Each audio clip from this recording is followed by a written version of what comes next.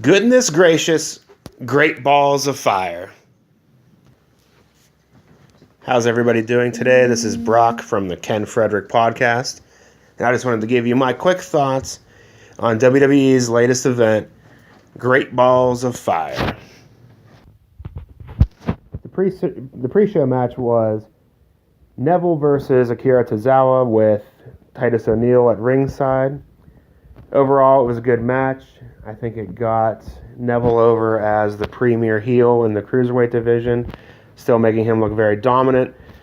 And in the end, making Akira Tozawa into a legitimate contender for the title. I also like the backstage interaction later where Tozawa talked to Titus O'Neil and told him he needed to fix this, get him another shot due to the underhanded way in which Neville won the match. Overall, I give this match 4 stars. The pay-per-view itself opened with the match between Seth Rollins and Bray Wyatt. They have been building this feud for a while now. I myself am getting bored with it. And last night's match, although good, didn't really finish up the feud. So I think we're going to see these two guys go at it a little while longer. Bray Wyatt in the end, of course, cheated with a thumb to the eye to defeat Seth Rollins. Because nobody beats Seth Rollins anymore without any kind of cheating. They're making him super strong. I get it. He's your poster boy. Bray Wyatt's great. Again, great matches between these two guys. I'd just like to see something new for both of them. Next up, we had Enzo Amore against his former tag team partner, Big Cass. Enzo cut a great promo to start the match. Really got the crowd fired up, everybody in his corner. I think he did a great job with his old Blue Eyes references and things like that. Big Cass got some new generic rock music to surprise everybody with. A little bit of a repackage on him. Overall, decent match considering who was involved. It's kind of hard that much of a size difference to really put on a phenomenal match, but I think that both guys did a great job. In the end, Cass came out on top. I'll give this match a 3-star rating. I think this is going to be an entertaining feud just because of Enzo's mic work paired with the size difference. It could be pretty entertaining. Definitely worth a watch.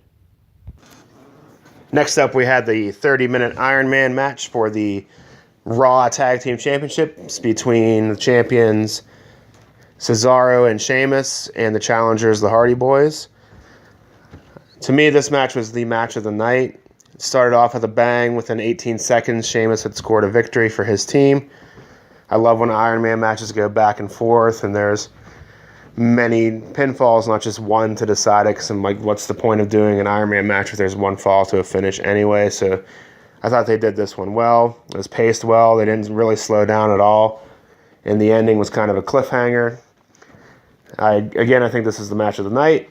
And these guys, although the feud has been going on for a while, they keep putting them in different types of matches, and they've delivered every time. So hope they continue this feud. And also with the injury sustained by Matt Hardy, it's pretty bloody at the end. So I think they kind of may have changed some things. And I'm hoping that leads to a broken Matt Hardy and Brother Nero in the near future. So Sheamus and Cesaro win with a last-minute pinfall, and the Hardys almost came back and scored one more, but just ran out of time. Again, 4-star match. The Women's Championship match was up next between champion Alexa Bliss and challenger Sasha Banks. These two put on a pretty awesome match, if you ask me. They did all kinds of high spots, finisher reversals, all that. In the end, Alexa Bliss did the classic heel move of getting herself intentionally counted out, which, in my opinion, ruined the match, but kept some nice heat on her. If the Usos hadn't just done this on the last SmackDown pay-per-view, I'd probably be less annoyed with it, but the fact that this happened and ruined a pretty awesome match, I'll have to bump this down to a 3-star match, only because it didn't have an outcome. After the match, Sasha Banks pulled a high spot on jumping from the announce table on the ramp all the way out to the floor with a double knee drop on Alexa Bliss. It looked like both of them got hurt.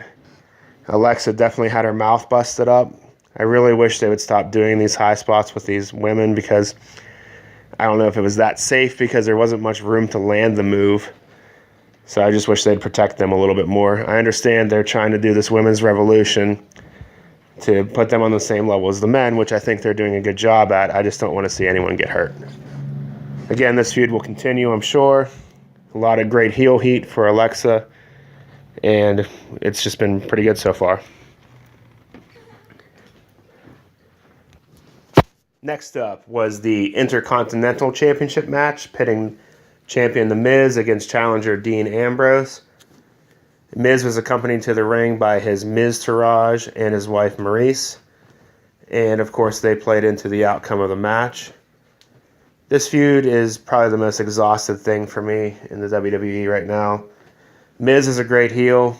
Dean Ambrose is good, but I'm kind of sick of him in this role as the underdog challenging the group and the crazy guy, all that. I'm just ready for something new for him, and I want Miz to move on to a different challenger, because this seems to be going on forever. It even goes back to when they were both on SmackDown Live when it first started. The match ended with Dean Ambrose hitting his Dirty Deeds finisher and Maryse putting Miz's foot onto the bottom rope, which caused a distraction.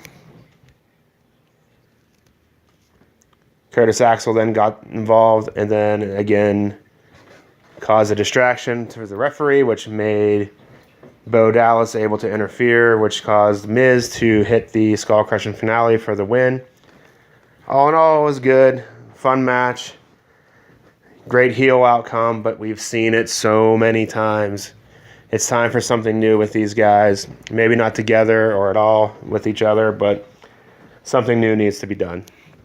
It's been a good feud, but it's been going on since the brand extension last July, so I think it's time we do something else. Next up, we have the ambulance match between Braun Strowman and Roman Reigns. This match was surprisingly good. It was back and forth throughout. Looked like either guy could win. It stayed in the ring a lot longer than I expected it to. When it spilled out, I mean, both guys looked tough. They both looked strong.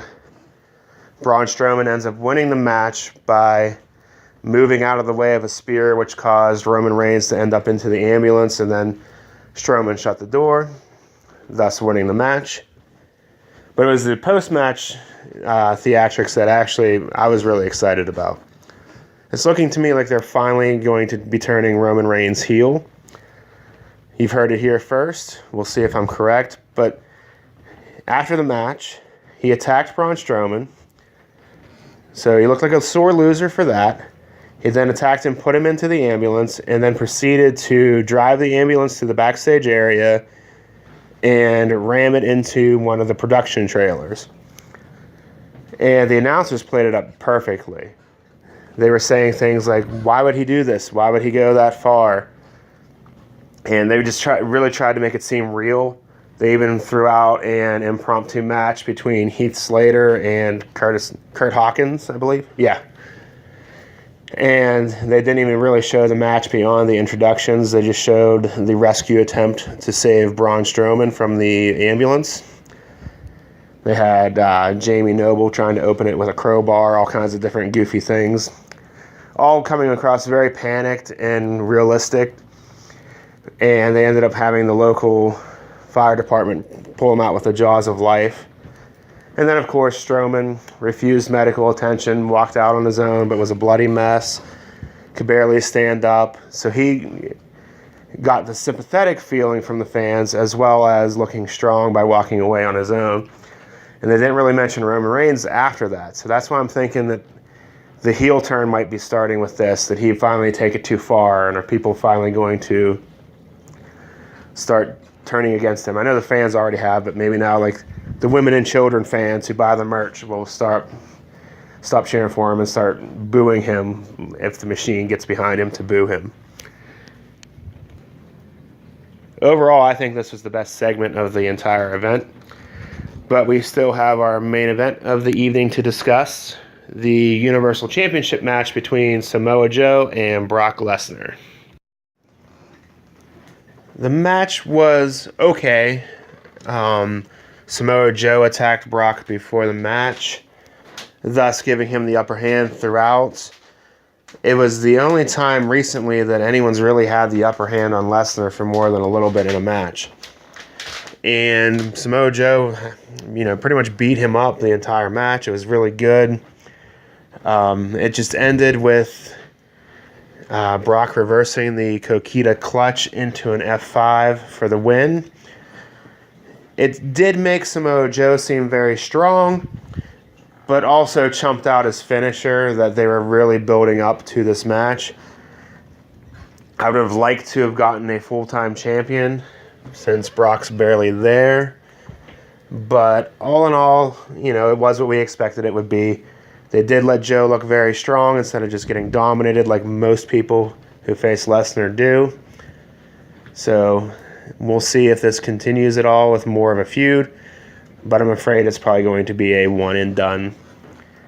Overall, the show as a whole was pretty well done. My favorite moment was the post-match shenanigans between Roman Reigns and Braun Strowman.